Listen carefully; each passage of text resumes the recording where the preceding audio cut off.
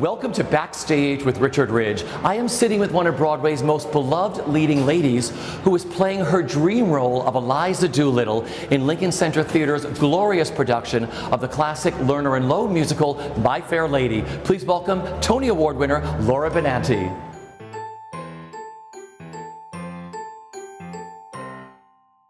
Well, first of all, thank you so much. Thank you. For letting us come to your dressing room here. This glorious dressing room. I love this because it's also a playroom. It is also a playroom.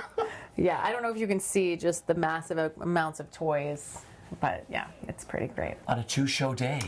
Yeah, well, yeah, Ella had been coming in between shows Wednesdays and Saturdays, but that was before I was doing like quadruple duty. Exactly. So, but it's actually adorable. So if you ask Ella who her best friend is, she says Rosemary Harris, and they will hold hands and walk down the hall together, and then they eat lunch, and then Ella says it's time for your nap, and walks Rosemary to her room and shuts her door. Okay. And then shushes people if they talk too loud. She's sleeping. Yeah. I was going to ask you, what a remarkable company of actors. What is it like sharing the stage with Harry and Alan and Rosemary and everybody else? Incredible. I mean, Harry is truly a remarkable actor. You know, he has a very difficult task in front of him of playing a character that could be incredibly unlikable, and he makes him so likable. You know, it's... Not to give away the ending of our show, but it's hard. The way it ends is tricky for me sometimes because I look at his face and I think, oh gosh, well, but he's so wonderful. Yeah. He's a really wonderful actor, and Rosemary, of course, is an icon. And getting her Lifetime Achievement Tony Award. You waited long enough, Tonys. She's 91 years old. But she's getting it. Yeah, but she's getting it. But you know, it must be so glorious because I know this has been a dream role of yours since from what age? 4. Okay, so you listened to the cast album, the White Album. Yes, the White Album. We all call it the White Album, the Julie Andrews, Rex Harrison. Yes. I remember cast albums, every cover. Yeah. What was it like for you? What made it so magical and enchanting to listen to that? Well, I think it was a connection to my mother because my mother was an actress and is a voice teacher, and she loved Julie Andrews, and it's something we did together. You know, we would listen to the cast album. She would read me the insert. She would tell me the story. I never watched the movie because I would never betray Julie Andrews in such a fashion. And had quite a bit of schadenfreude when I found out that Julie Andrews won the Academy Award for Mary Poppins the same year Audrey Hepburn was nominated for not singing. Just shady, shade from the 1950s. This is my aesthetic. Is just my fingers really on the pulse of what the people are talking about right now and today. Julie winning the Oscar. Julie winning the Oscar for Mary Poppins. So for me it was just a connection to my mom, and of course the music is so beautiful, and there's just Julie Andrews, her heart is in her voice. Which is, you know, you can be the most proficient, most elastic, most athletic singer in the world and not have your soul in your voice. You know, she just, to me, is like a next level. Okay, so you get this finally, you get this role. Yes. So the Eliza you had in your head all those years, how different is the one you're doing now than what you had in your head? The Eliza I had in my head was like 20. And the Eliza I am on stage is 39.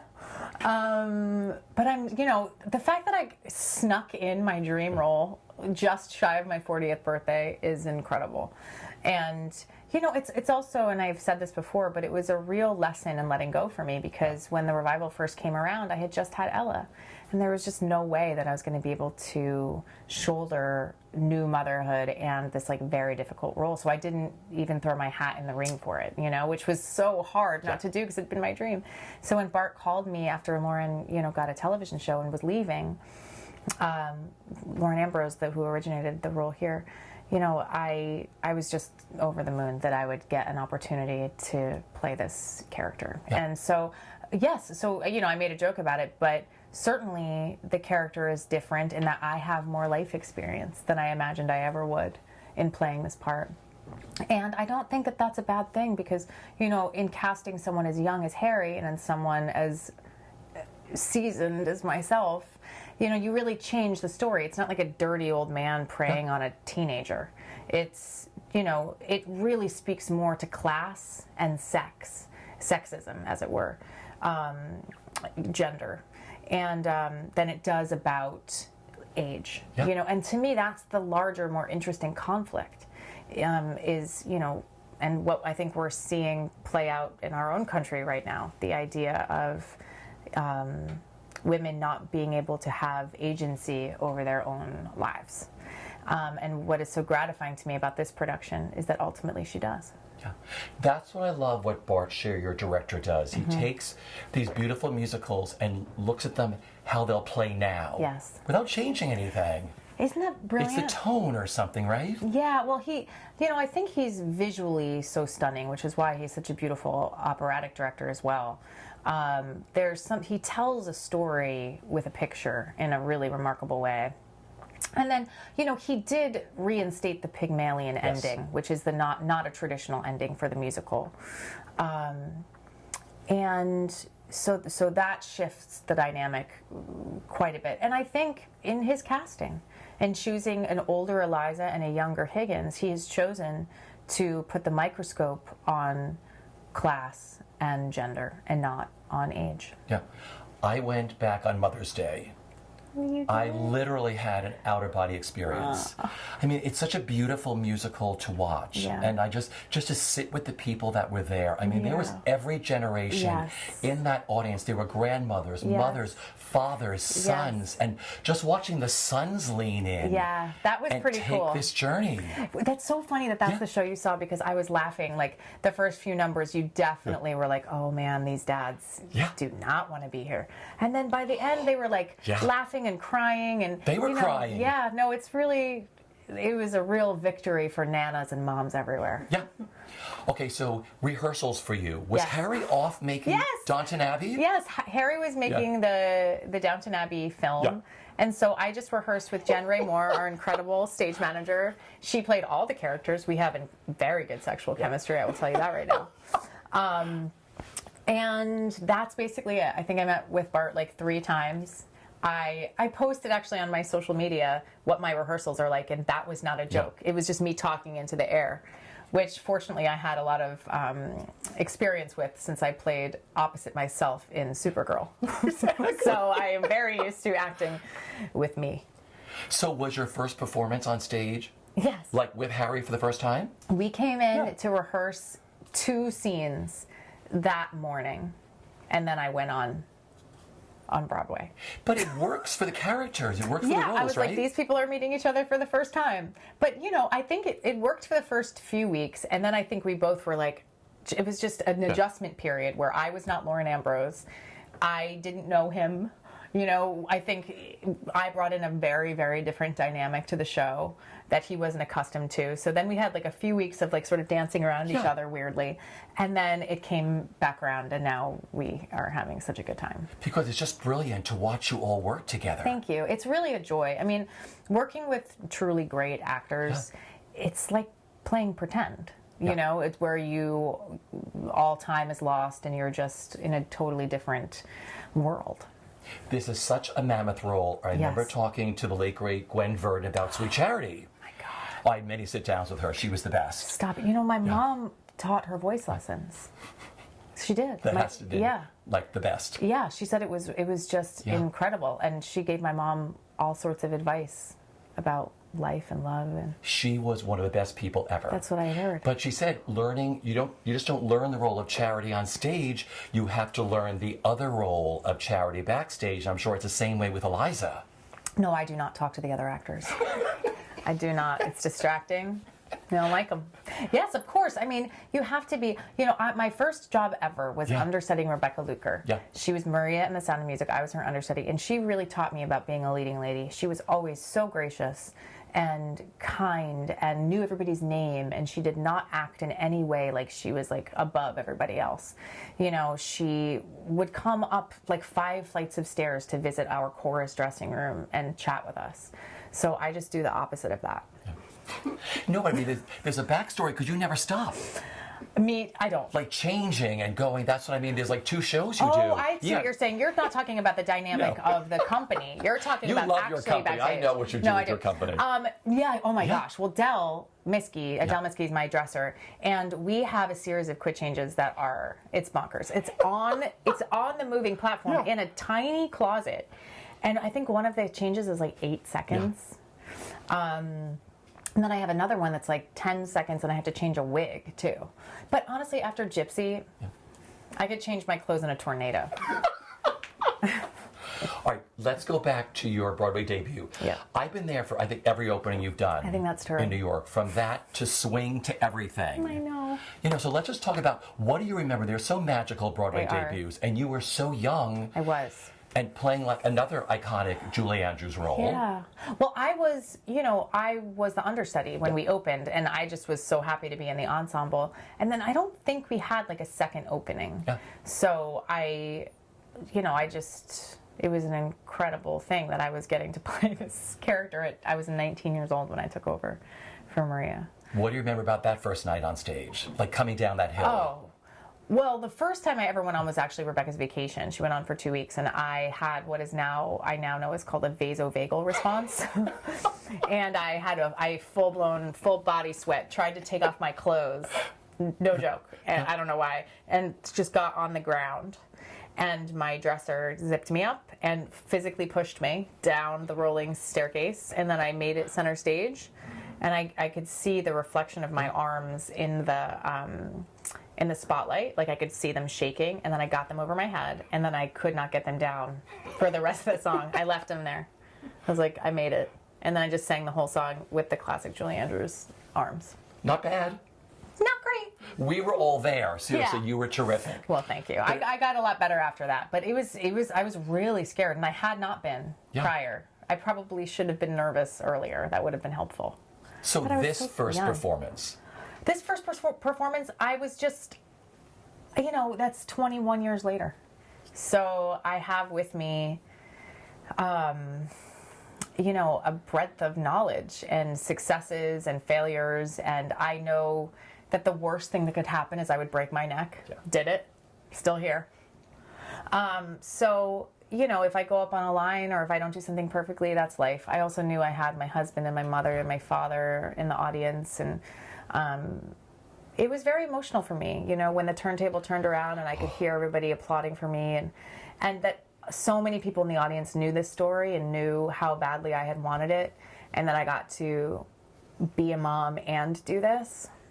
I mean, it was probably other than being married to my husband and having my child, it was probably one of the happiest moments of my life, of feeling like, it's not like I sat at home as a child wanting to be a movie star. I wanted to be Julie Andrews.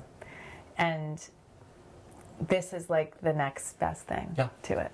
Now, your daughter's come to see the show a She few saw times. the first act. Okay. She's seen the first act. The second act, where we're like yelling at each other, probably not necessary right now, but she loves it. She says, Mama sings for the people. That's what I do for work. And then we say, what does Daddy do? And she says, email? But that's a quote you could put on a poster. Mama works, sings for the people. Sings for the people. Yeah. And so today I was like, I have to go to the show. And she said, you do two? And I said, yeah, I have two. Do you see an actress in the future? Oh, God, yeah. It's horrible. Chelsea actually bought her a microscope, and you know what she used it for? Yeah. A picture of herself. That's the truth. Yeah. She put a picture of herself underneath to see it closer. And I was like, God damn it. Show business. Yeah. You know what? Whatever she does, she will excel. She's so special. Everyone thinks their kid is special, and, every kid is special. But I just love her so much. She makes me laugh so hard. My family and I were singing to her because she was like, now she is having tantrums when she wants something. So my mom was like, you can't always get what you want. And without missing a beat, Ella goes, I can. I'll send you the video. Yeah. I was like, literally without missing a beat. Yeah. She's got it down. She's got it. And now her other favorite thing to say is, you want to clap for me? I see an actress. Yeah, I know. I see a stage star. Same. Okay, let's talk about being a mom. How has that changed the way you look at your life, career, and your activism? Oh, all of it. So my life, any job has to be really meaningful in order for me to leave my child. I think it's made me a better actor because I'm constantly in touch with my emotions, joy, fear, whatever it might be. I feel it all the time because a piece of my heart is just walking around outside of my body all the time. And in terms of my activism, I've always considered myself an activist. Maybe not always, but for the past 10 years or so, I've considered myself an activist. And but certainly now with my daughter, I want to leave a better world for her. And so it's inspired me and my work with Mary Mitchell Campbell and our album. Let's talk about the album. Yeah, so we collaborated on an album called "Singing You Home." Children's, thank you. Children's songs for family reunification, and it's got just an incredible roster of artists who donated their time, and all of the proceeds go to reuniting the families separated at the border. And you know, this problem is getting worse, not better, since this No Policy Act. There have been over 800 allegations of child sexual abuse and 3 deaths. And so Mary Mitchell and I, worked on that together. And, you can get it wherever streaming music is sold. I highly recommend it. It's a great gift. It's dual language, but, I think that any English-speaking person would enjoy it. You don't have to speak Spanish to enjoy it because all of the songs are in English and in Spanish. Everyone's on it. Yes, Lin-Manuel Miranda, Mandy Gonzalez, Audra McDonald, Kristen Chenoweth, Ingrid Michaelson and Ana Villafane, Cynthia Erivo, myself and a little girl named Isabella Preston. Yeah. Jason Robert Brown wrote the song "Singing You Home" for Audra McDonald. Am I leaving anybody out? Oh, Idina Menzel and Josh Groban. Geez. Those two. Those hacks. And Josh wrote that song with Dave Matthews, the duet that he and Idina sing. And they've been so generous. They've been singing it in their world tour that they had together. They sang the song and talked about Rehearsals, which is the organization down in Texas working full-time to reunite the families. And they've been doing that since the 80s. They have been, pro bono representing people who are underrepresented and can't necessarily afford to speak for themselves in a meaningful way. So that's very important to me. And then recently I started an Instagram page with my friend Finley Triano, who's 13 years old, called Safety Net, where kids who are being bullied in school can come into our community and support each other and be supported and express how they're feeling. And I think it can really, I hope that it can make a difference. I remember, being in 6th, 7th grade and really, really being bullied. And then I also remember, once I got back into the fold with the cool kids, being a part of sort of nasty behavior because I didn't want to be kicked out of the fold. So, we try not to talk about it as, mean kids versus nice kids. That's not what it is. There's just kids.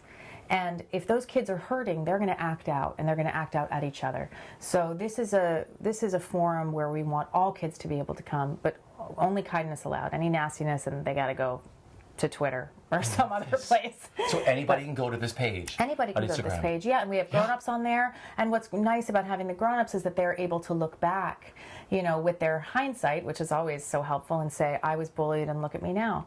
And I'm so proud of Finley, who at 13 was being bullied at school, and Jenna, who's my friend from high school, her mom. So Finley's mom, Jenna, and I are friends from high school.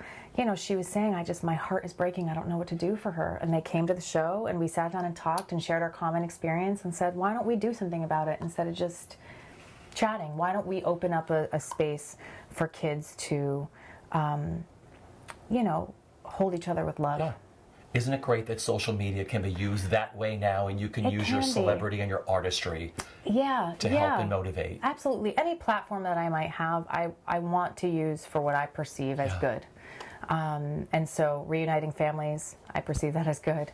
Helping children who feel like they are, not a part of their social circle or being ostracized or treated badly, to me, I perceive that as good. So, I invite everyone to come with me. Sure.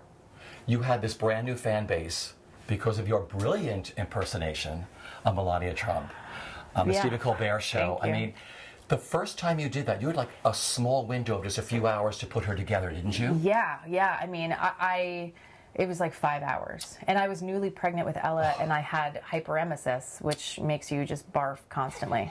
And so that was really rough. I mean, the irony is not lost on me that Melania has a no bullying, initiative. And then I am also working with kids who are being bullied. I get it. It is pretty funny. And some people say that I bully her. I don't look at political satire as bullying. I try not to, mock her in a way that feels unnecessarily cruel. Yeah. I think political satire has been a part of our democratic society since its inception. And I think it's important, and I think it's funny, and whomever it offends, I'm sorry.